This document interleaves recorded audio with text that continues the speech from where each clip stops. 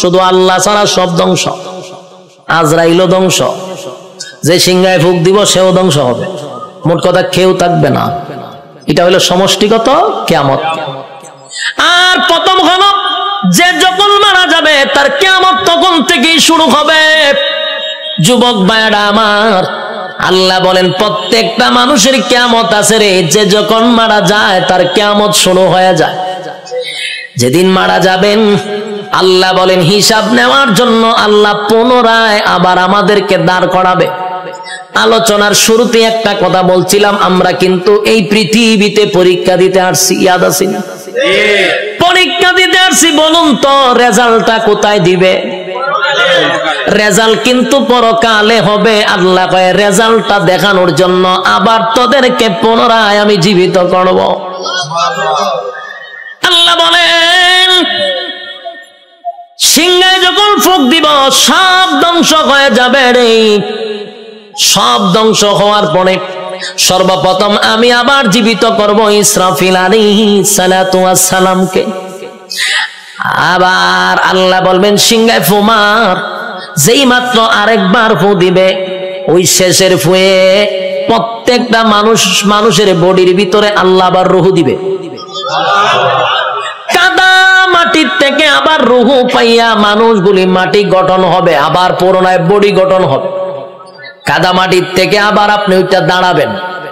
যেখানে দাঁড়াবেন, যেখানে বৈশা ওয়াজ শুনতাছেন সে জায়গাটাই হবে হাসরের মাঠ। যেখানে বই আওয়াজ শুনতাছেন এটা হাসরের মাঠ হবে।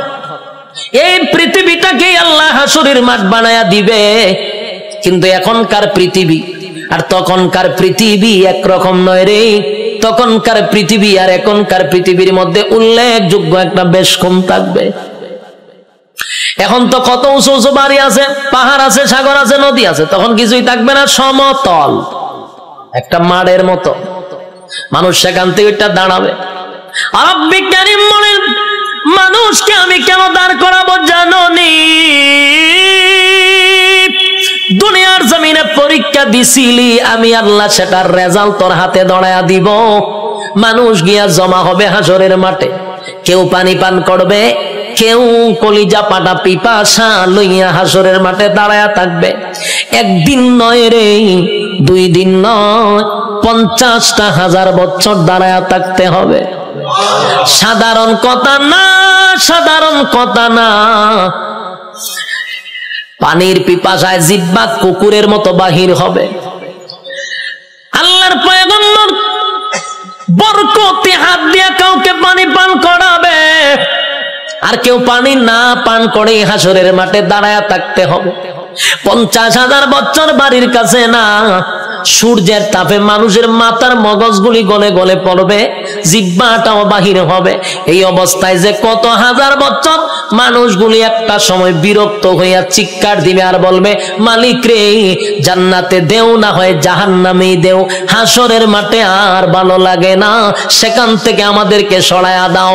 আদম নবীর থেকে লইয়া ঈসা রূহুল্লাহ পর্যন্ত মানুষ সবার কাছেই যাবে একটু আল্লাহর কাছে সুপারিশ করার জন্য।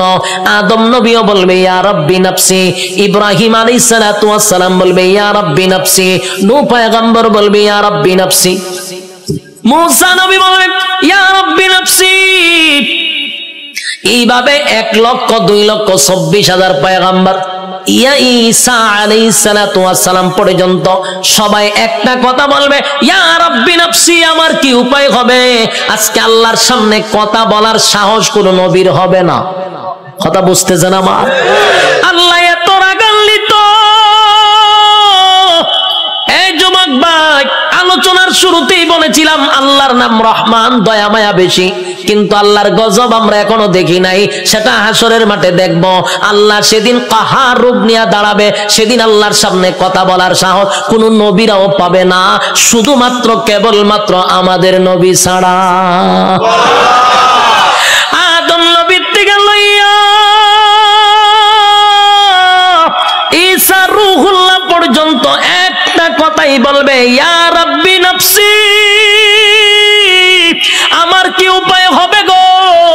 আল্লাহ খালি তর্জন আর গর্জন দিবে, তর্জন আর গর্জন দিবে, আর বলবেন নাফরমানরা আমার নিয়ামত খাই আমার নাফরমানি করছস, আজকে দাঁড়া কেউ কথা বলবে কিনা? আল্লাহ সেদিন বলবেন লিমানিল মুলকুল ইয়াউম, এই পৃথিবীর রাজা বাদশারা দাঁড়া, হামাইন্নারে ডাক দিব, নমরুদ্দারে ডাক দিব।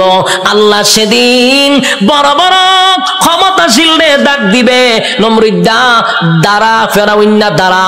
আল্লাহ বলবেন সাজ্জাদ দাঁড়া। আল্লাহ এইভাবে আবু জাহেলকে ডাকবে, যত জালেম শাসক আছে সবগুলাকে আল্লাহ সেদিন ডাক দিবে। ভারতের দাদারেও ডাক দিব, ওয়াংশাংশচিরও ডাক দিব, বুসারেও ডাক দিব, সবাইরে ডাক দিব। বেডাগিরি তো কম দেখাইছ না, আজকে দেখা কথা কন্যা দি। বেডাগিরি যারা বাংলাদেশও করো তারাও কিন্তু ডাক দিব, দাঁড় করাইব, দাঁড়া বেডাগিরি কম করছ না, নির্দোষ আলেমদেরকে সাইজ করছো, দাঁড়া আজকে দেখি তোর ক্ষমতা কতটুকু আছে। দাঁড়া, ক্ষমতা দেখকে লই আমি দাঁড়া। কেউ কথা বলবে না, নিস্তব্ধ হয়ে যাবে। কথা বলার সাহস আছে নি কেউ? এখন এনে কত বেডাগিরি, এখন বেডাগিরি অভাব নাই। সেদিন কেউ কথা বলবে না, কেউ কথা বলবে না। আল্লাহ তখন নিজেই কইব লিল্লাহিল ওয়াহিদিল কাহ্হার, আজকের একমাত্র ক্ষমতা আমি আল্লাহর। এই ভয়াবহ পরিস্থিতিতে কেউ কথা বলার সাহস পাবে না। আল্লাহ নিজেই কোরআনে বলেন ইয়াউমা ইয়াফিরুল মারউ মিন আখিহি ওয়া উম্মিহি ওয়া আবি ওয়া সাহিবাতিহি ওয়া বানি। কিয়ামতের মাঠটা এমন হবে, মা তার সন্তানের পরিচয় দিবে না, সন্তান মার পরিচয় দিবে না, বাবা তার সন্তানকে চিনবে না, পরিচয় দিবে না, চিনলেও পরিচয় দিবে না, বালকেরা চিনবো পরিচয় দিত না, স্ত্রী তার স্বামীরে পরিচয় দিবে না। কেন দিবে না? একটা নেকির কারণে। যদি আমার কাছে নেকি চায়, কেউ কাউরে পরিচয় দিবে না। সেদিন কি কোন পীর সাহেব তার মরিদানের পরিচয় দিব? কথা হইনা দি ফিররা গিয়া কি মরিদানটা তালাশ করবো? ফিরও বলবে ইয়া রাব্বি নাফসি। সাধারণ জনগণ যে স্লোগান দিবে, ফিরও সেই স্লোগান দিবে, কারণ ফিরের ক্ষমতা দুনিয়াতে আছে গরু ছাগল খাওয়ার, কিন্তু পরকালে এই ক্ষমতা নাই। পরকালে ফিডার ছুড়ে দৌড়াইব খালি। যুবক ভাই, কিয়ামতের মাঠে কেউ কারো হবে না। আল্লাহ সেদিন হিসাব নেওয়ার জন্য দাঁড় করাবে, একটা দল ডান দিকে আর একটা দল বাম দিকে। আল্লাহ যার কাছে হিসাব চাইব, রেজাল্ট যার হাতে দড়াইয়া বলবে হিসাব দে, আল্লাহর কসম জান্নাতের গ্রাণও সে পাবে না। আমার কথা বুঝতেছে? আজকে এই কথাটা সারা জীবন ইয়াদ রাখবেন। আল্লাহ যার কাছে হিসাব চাইব, হে কোনদিন জান্নাতে যাবে না। হিসাব দেওয়ার মতো যোগ্যতা কারো নাই। আল্লাহ যারে জান্নাত দিব বিনা হিসাবই দিব। সুবহানাল্লাহ। যারে জান্নাত দিবে গো বিনা হিসাবে জান্নাত দিবে, কারণ হিসাব চাইলে বান্দা আটকা পড়ে যাবে। হিসাব চাওয়া মানেই হলো বিপদে পড়ে গেছ। আল্লাহ বামপন্থীদেরকে হিসাব নিবে। দুইটা দলে যখন মানুষ দাঁড়াইব, আল্লাহ তখন ফেরেশতাদেরকে বলবেন নাফরমান গুলাকে জিগা 24 ঘন্টাদের সময় দিছিলাম কোন কাজে ব্যয় করছে, আমি যে যৌবন কাল দিছিলাম কোন কাজে ব্যয় করছে, হিসাব দিত গো। হিসাবে আটকা পড়ে যাবে। আল্লাহ তখন ফেরেশতাদেরকে বলবে এটি নাফরমান, আমার দেওয়া নিয়ামত খাই আমার নাফরমানি করছে। আজকে তার হাতটারে লোহার মতো শক্ত করে দেয়, বাম হাতটারে লোহা বানাবে, শক্ত হয়ে যাবে। আল্লাহ কয়টার ব্যাখ্যা করবো, কয়টা বুক বরাবর ঢুকা, বুক ছিদ্র করে, কলিজা ছিদ্র করে, পিছন দিকে টেনে বাম হাতটা বাহির করবে। নাউজুবিল্লাহ। বাম হাত বুক ছিদ্র করে পিছন দিকে বাহির করার পরে এবার হাত চলে গেল পিছনে, মাথা কিন্তু সামনে। আল্লাহ এবার দিব আমলনামা, ওই যে রেজাল্ট দুনিয়াতে যে পরীক্ষা নিছিল এই রেজাল্টটা হাতে দিবে। ফেরেশতারা কইবে আল্লাহ হাত পিছনের চেহারা সামনে। আল্লাহ কয় নাফরমানের চেহারাটা ভাঙ্গা মস্কাইয়া এরপরে পিছনে নিয়ে যা। এ যুবক ভাই, প্রথমে বলেছি আল্লাহর মায়া দয়া বেশি গো, তেমনি ভাবে আল্লাহর আযাব আর গজব বেশি রে। বাম হাতটা বুক বরাবর ঢোকাইয়া পিছন দিকে বাহির করিয়া গাঁটটা মস্কাইয়া ভাঙ্গা পিছনের দিকে নিবে, মরবেন না কিন্তু, কারণ মরণ নাই। গার ভাঙ্গা পিছন দিকে নিবে, নিয়ে আল্লাহ কইব নে রেজাল্টটা দেখ, ক্লাসও বইয়া কি করছিলি বান্দা একটু দেখ। বান্দা দেখবে আর বলবে মালিক রে, আমার প্রতি তুমি বেইনসাফি করো নাই, ইনসাফের বিচারটাই করছো। কারণ সে দেখবে যা কিছু লেখা সব তার চোখের সামনে বাজবে। রাতের আধারে কি করছে, দিনের আলোতে কি করছে, সব লেখা। আল্লাহ একটা বাড়ায়া লেখে নাই, একটা কমায়া লেখে নাই। দেখ বান্দা, সেদিন আল্লাহ বলবেন এই নাফরমান আমার নাফরমানি করছে, এবার তাই মিজানের ফাল্লার যাইব, এখানে আমল নামা হালকা হয়ে যাবে। এরপরে যাবে ফুলসিরাতের কিনারায়, সেখানে যাওয়ার পরে দেখবে জাহান্নামটা তার জন্য উত পেতে বসা। আমার কথা নয় গো, আল্লাহ কোরআনে বলেন ইন্না জাহান্নামা কানাত মিরসাদা লিত্তাগিনা মাআবা লাবিসিনা ফিহা আহকাবা লা ইয়াযুকুনা ফিহা বারদান ওয়ালা শারাবা ইল্লা হামিমান ওয়া গাসসাকা জাযাআও ওয়াফাকা। আল্লাহ বলেন ইন্না জাহান্নামা কানাত মিরসাদা, নিশ্চয় জাহান্নাম তোর জন্য উত পেতে বসা। লিত্তাগিনা মাআবা, সীমা লঙ্ঘনকারীদের জন্য জাহান্নাম। লাবিসিনা ফিহা আহকাবা, এ ভাই যুগের পর যুগ জাহান্নামে থাকতে হবে। লাবিসিনা ফিহা আহকাবা, যুগের পর যুগ সেখানে অবস্থান করবে। লা ইয়াযুকুনা ফিহা বারদান ওয়ালা শারাবা, আল্লাহ বলেন সেখানে কোনো পানির ব্যবস্থা করা হবে না, ঠান্ডা পানির ব্যবস্থা করা হবে না। ইল্লা হামিমান ওয়া গাসসাকা, তবে চিৎকার যখন পানির জন্য মানুষ করবে তখন আল্লাহ একটা পানি দিবে। এই পানিটা হবে তোর শরীরের রক্ত, তোর শরীরের পোষ, বিষাক্ত পানিটা পান করার জন্য দিবে। পানি গরম টকবক, পানিটা পান করার পরে জাহান্নামীদের নারী বুড়ি সব বাহির হয়ে যাবে পায়খানার রাস্তায়। চিৎকার দিয়া বলবে মালিক,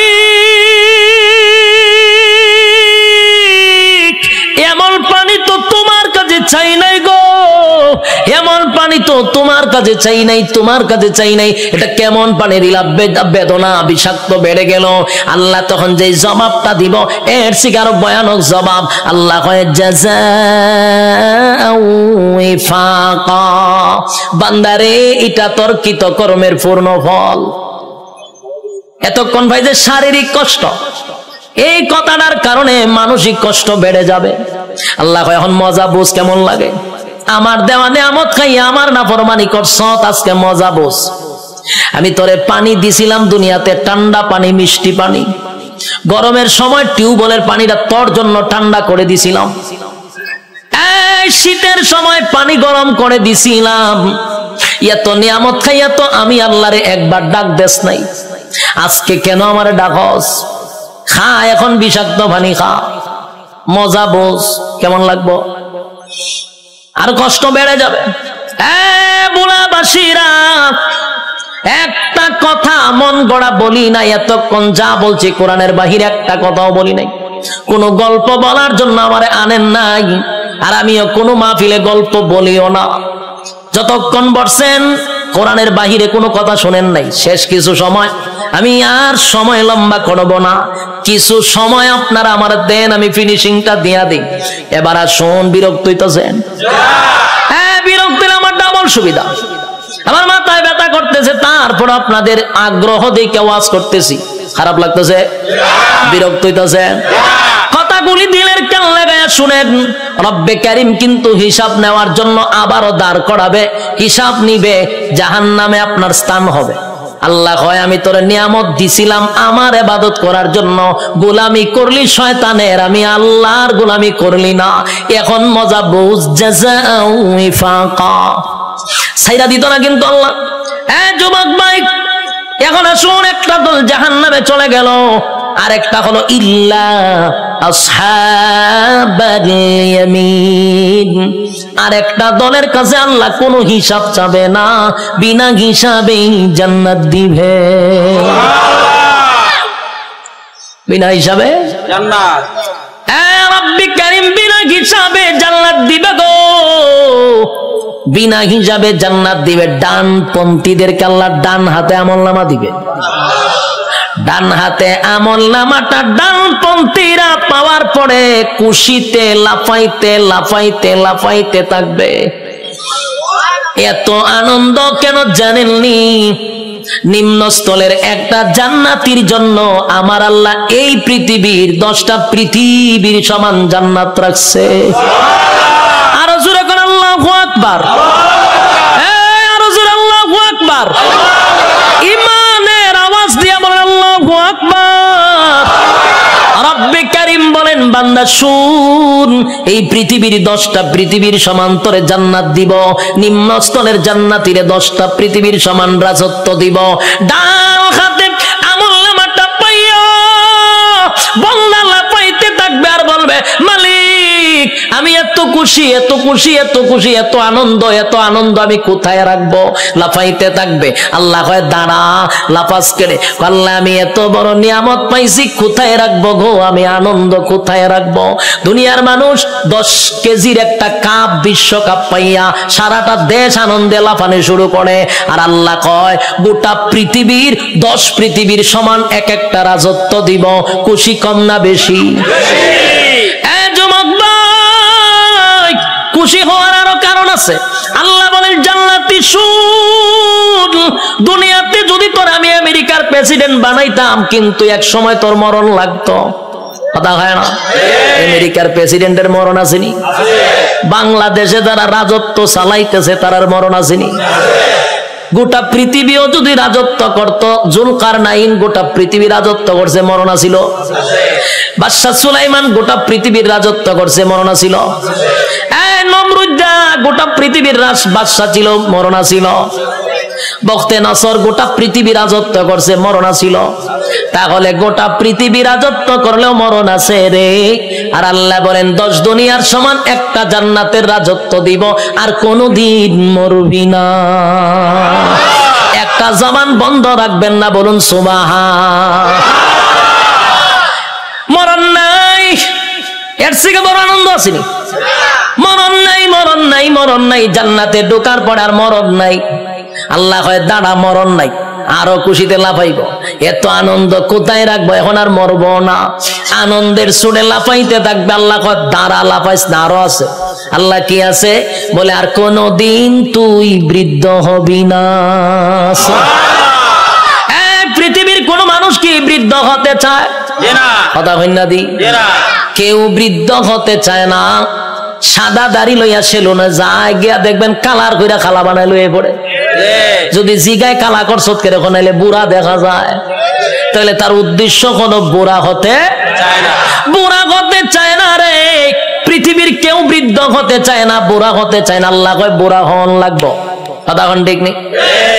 উপর দিয়া যতই কালো করো, ভিতরে বুড়া হইতেছে নি, চামড়া ঢিল হইতেছে।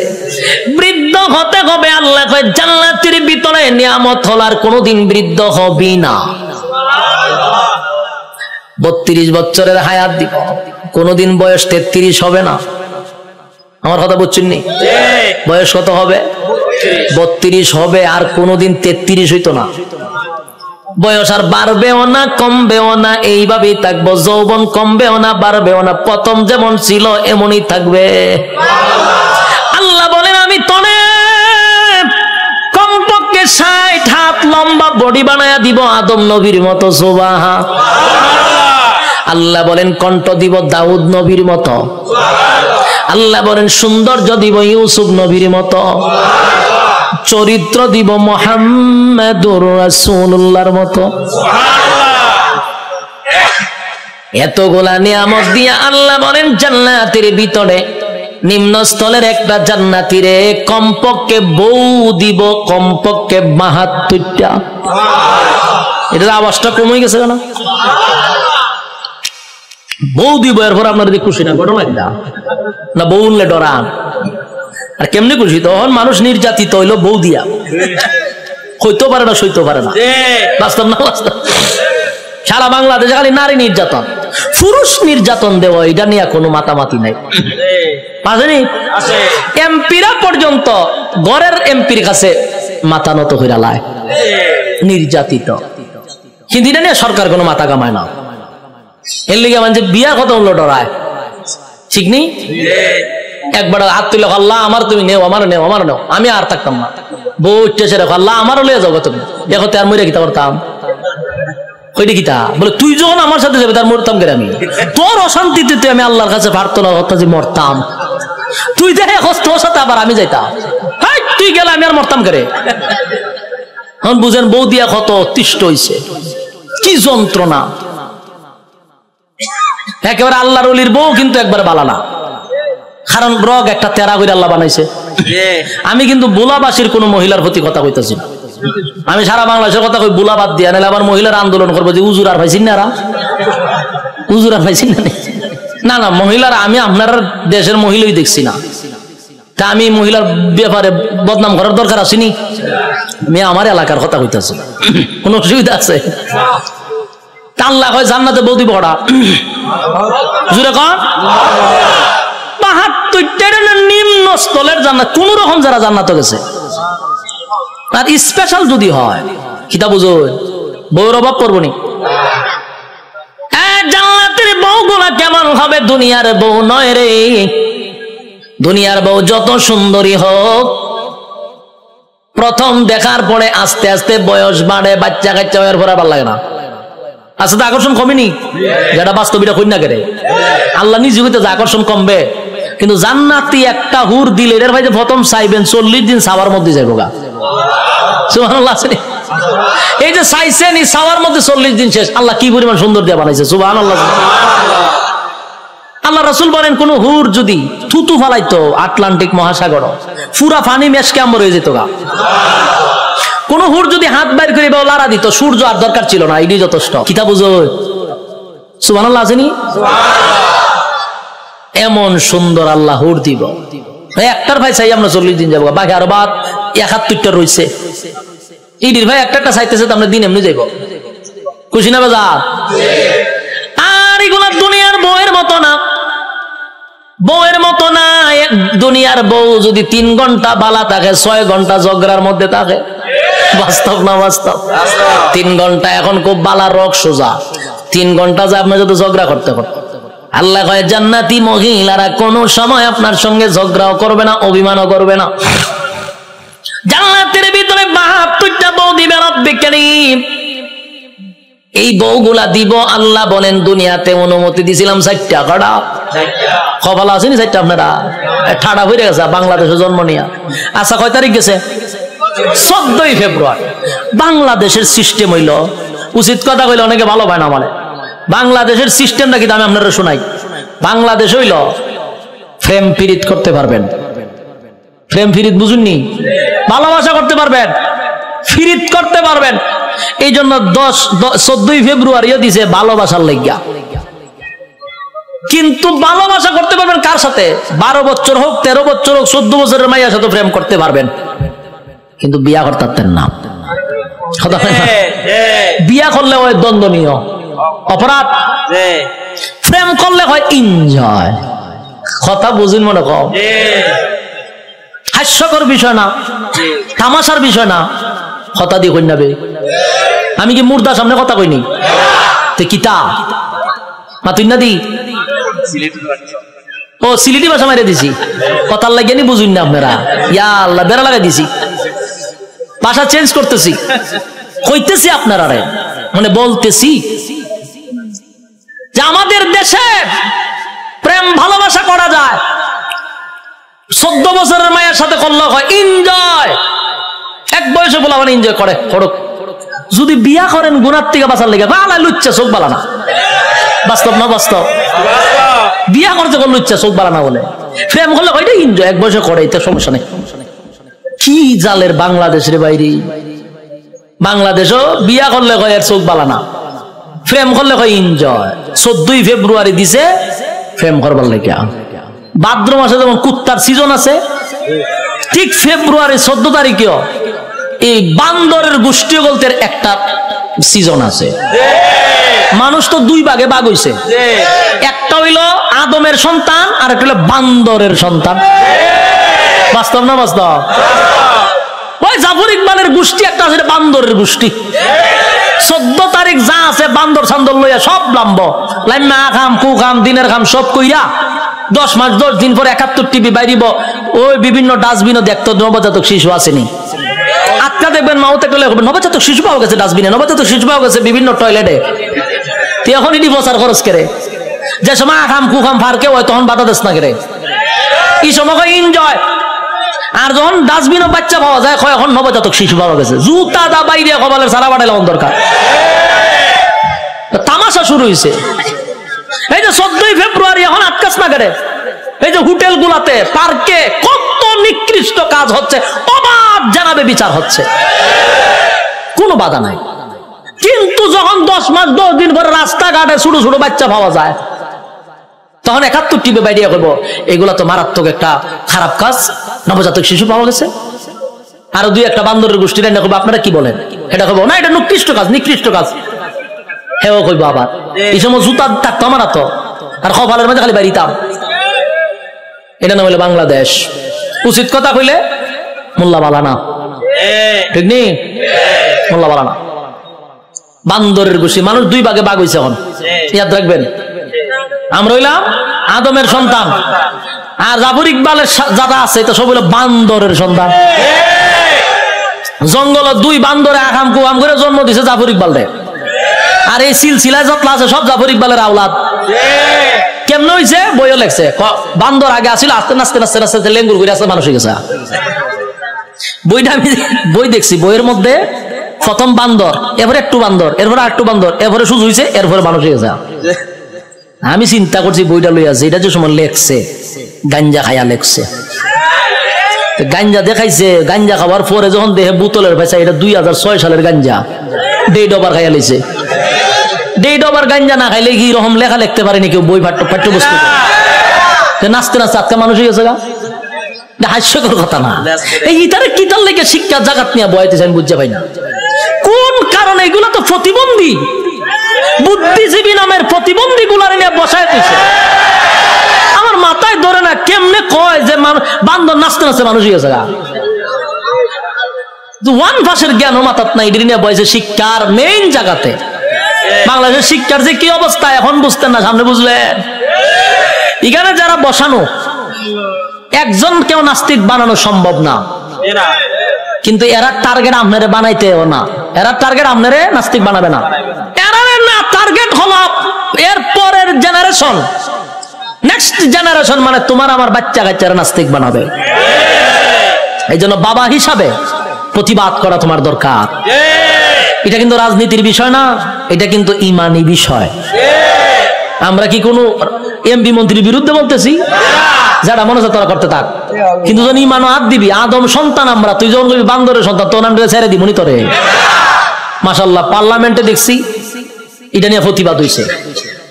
এই জন্য যেখান থেকে পারেন এর প্রতিবাদ করবেন, নাহলে ইমান থাকতো না। কিন্তু যুবক ভাই, রব্বে কারীম বলেন জান্নাতের ভিতরে আমি অসংখ্য নিয়ামত দিব।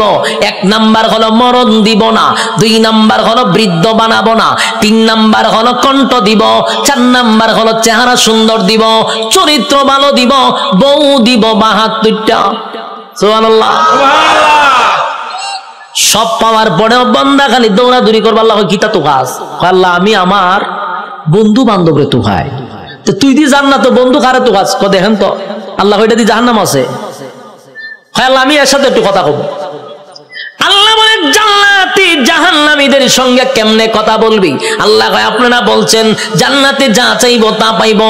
আল্লাহ কইছিলাম নি, কইছিলেন, কইলে তো দেখানি দরকার। আল্লাহ কইতে যা আমার কথা না, কোরআনের কথা। ফি জান্নাতি ইয়াতাসাআলুন, জান্নাতি আর জাহান্নামীদের মধ্যে কথা হবে। কি হবে? জান্নাতি আর জাহান্নামীদের মধ্যে কথা হবে গো।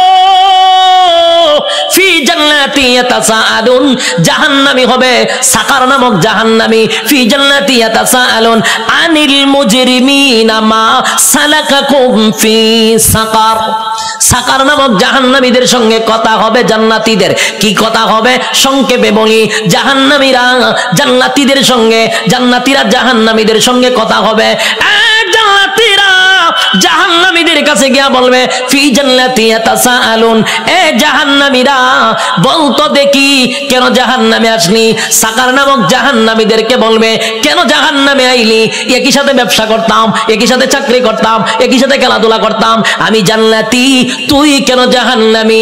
জান্নাতি জাহান্নামীদেরকে বলবে কেন জাহান্নামে আসলি?